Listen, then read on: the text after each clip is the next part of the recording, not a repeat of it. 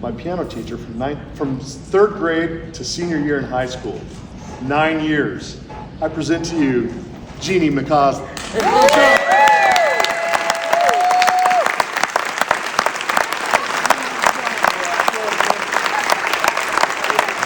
And today is her 93rd birthday.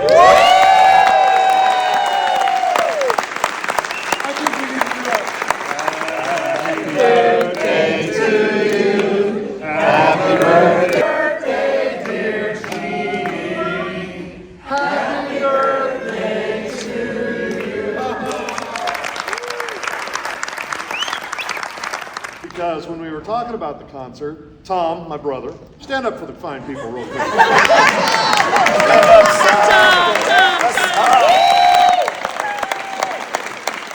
Well, we were talking about this, and he goes, Brandon, that would be great, man. Oh my God, we could get this. And then I was like, yeah, let's do it. And he wanted me to do it several years ago, and my piano broke, and I didn't have, I wasn't ready.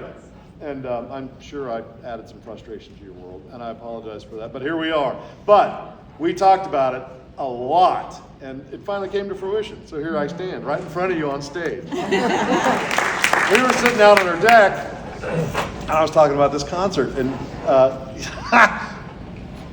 for me, it was only like the 10th time or something. I'm sure for her it was the 100th, and she was full. She was like, oh my God. And I said, in my concert, she goes, call him. I was like, what? Call him tomorrow. What? Call Paul Miller tomorrow. Do it. Get it going. I was like, well, all right. I will. Siri, set me a reminder to call Paul Miller tomorrow at 10.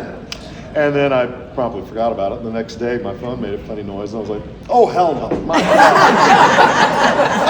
And I caught myself. I was like, well, what was that? I mean, this is something that you really want to do, that you love to do. What was that? And I realized, it took me a while to come to this realization, but my inner perfectionist was sabotaging me because he wasn't ready. And I was like, when are you ever going to be perfect? What is perfect anyway? I mean, you didn't study at Juilliard, you're not this guy that travels around the world playing the piano. This is like a big deal. So I did. So it's really a lot to do. Well, it all has to do with you, the fact that I'm here now, because you pushed my buttons and I caved, and I was like, oh, okay, I'll do it. So, thank you. You guys. Thank you.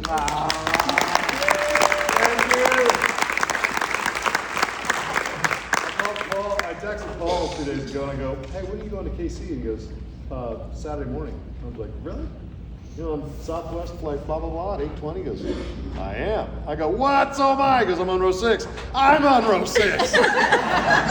So Destiny stepped in, and we got to sit next to each other on our plane ride. That was a blast. That was great. My Oak Park OGs, my friends that I've had since, like Val, since kindergarten. Because we never moved, so, grade school, junior high, high school, college, we were always right there. So, and you guys, I love you. We never fell out of touch. I have a handful of friends that I grew up with that I still stay in touch with, so that's great. We love you. Love you, Brandon. Love you too. How's that? Go Northmen. Yes. And I go, hey, there's where I went to school. And he goes, oh yeah, that's cool. What were you guys? And I said, the Northmen. He goes, what? And I go, the Northmen, the Oak Park Northmen. He goes, are you doing that on purpose? And I go, doing what on purpose? And he goes, lisping. And I went, what? What are you talking about? The Northmen? And I went, what are you talking about? He thought I was talking about Vikings, like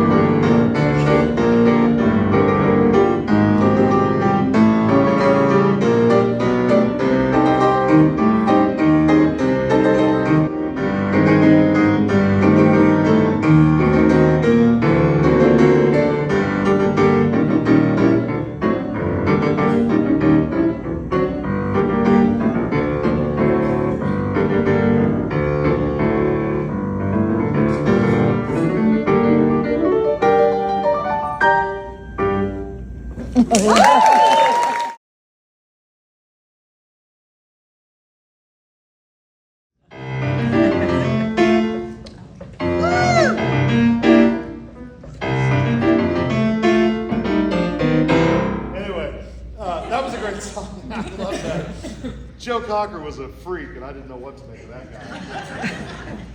But the next year, in 1970, Elton John came out with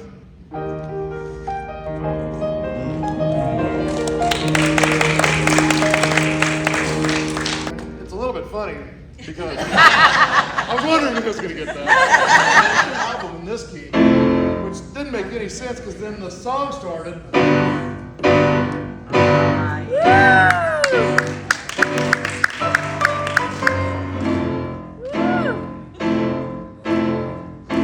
Ad nauseum. And I loved Elton John. I played other songs, but it didn't really merit being in a concert kind of setting. So, but I'm going to jump back to 1972. I mean, we're going back, but this, man, I love David Bowie, and see if you know this one.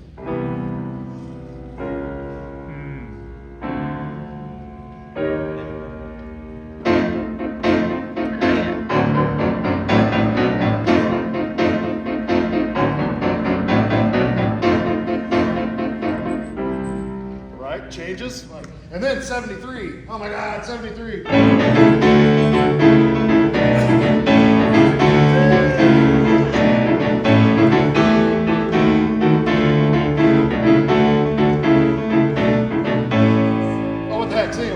Are you reeling in the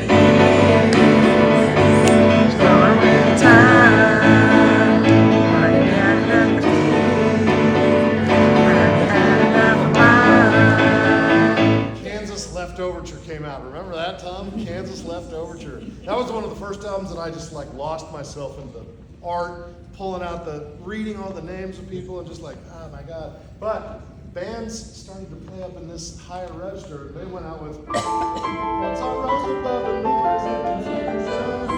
That's all you're gonna get from me.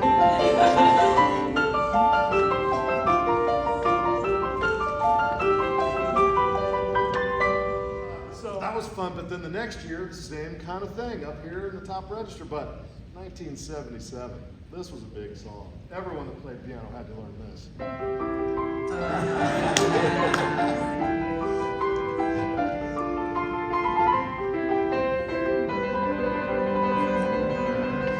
Do you remember the song, Mom? Oh. No, not really? Okay. I was, Dave Witt, are you here? Yes. Yes. I was in your garage the first time I heard Running with the Devil, and I was like, oh my God, I love it. I was hooked with Van Halen. But strangely, in 1978, this song came out. Doesn't that seem early? That seems like that should be an 80s thing or something, right? Anyway, so that same summer, 1978, hold on to your hats, Handel!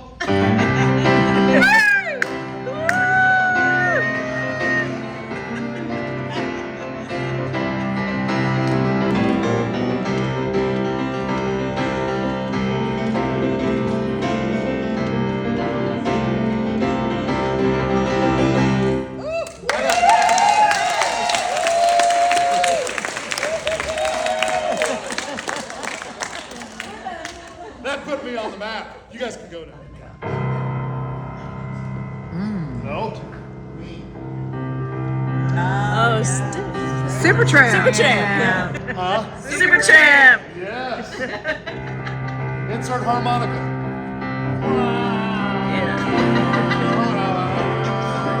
Me too, Bernie.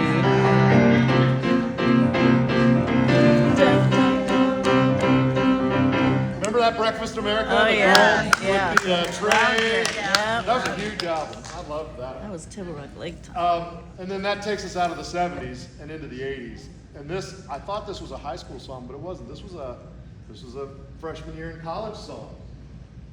Their last good song before they went into ballad land. Yes.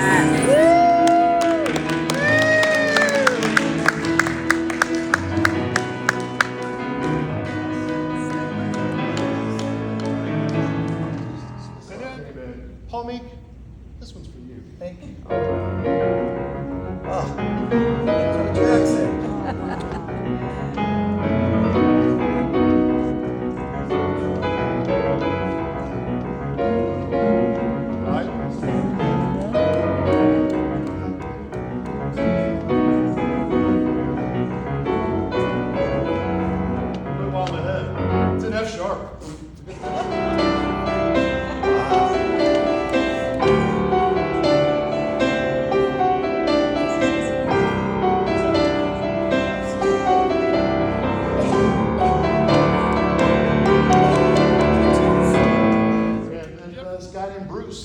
Yes. Not the Boss, came out with this song in 1986. Stan, Cam, he's here. This is for you guys.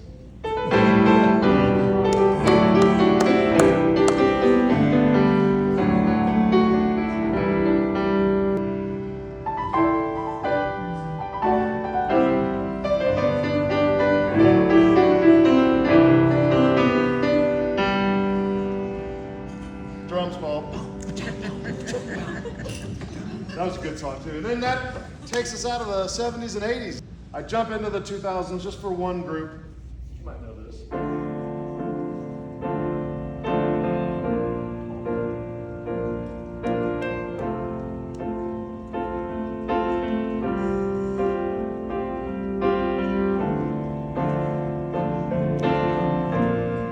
Parachutes.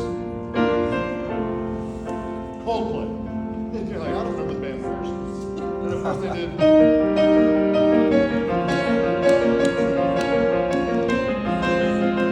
But anyway, that's it. That's my little life.